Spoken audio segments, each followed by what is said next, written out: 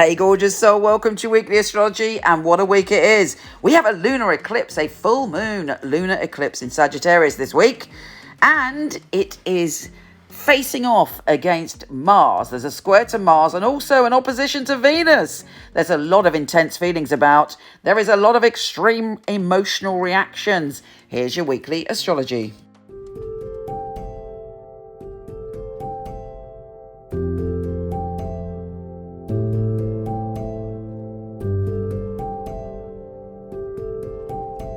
Hey Aquarius, you are opening your heart to the things that you loved in the past, to the pleasures you had in the past that maybe you haven't thought about for a while. You're looking back to bring in things that you've left behind, and that may include an ex-lover, as we do have the Sun joining forces with retrograde Venus. So all things love in the past, you know, highlights of your love life are on your mind, highlights of when you were at your most creative and when you were at your happiest. You're thinking about it, but not only thinking about it, you're trying to bring it into your life as well. Now, everybody's a bit over-emotional this week and extreme in their feelings. You know, I mean, looking at what's going on in the world, there's a lot of good reason for some people to have extreme emotions, or in fact, all of us to have extreme emotions. But the key is to balance it and channel what we need to change through love. And you are given the opportunity to do that this week. You're given the opportunity to love your way through any conflicts, but there is likely, you want me to be honest, there's likely to be conflicts because there's some sketchy cosmic weather. Now, focus on the positive. Sun conjunct Venus, boom, boom, shakalaka, you can handle it with love.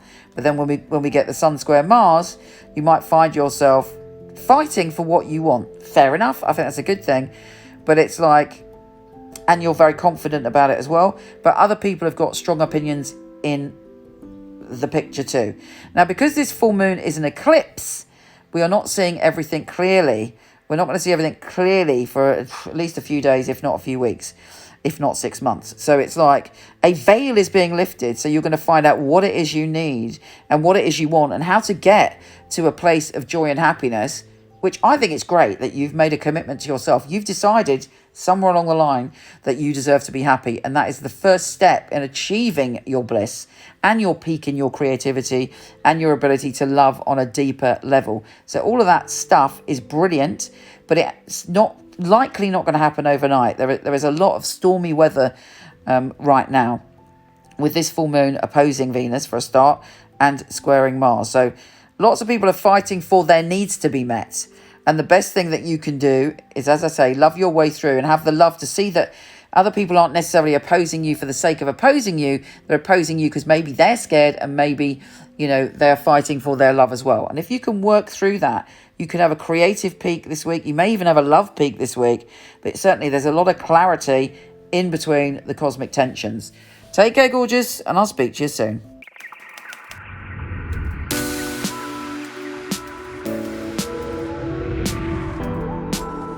Hi gorgeous, before you go, check out my new film on my fabulous psychics. A lot of people ask me for readings, I don't do them anymore, but for over 20 years I've had an award-winning team of psychics that I truly hand-pick. So check out the film, let me know what you think.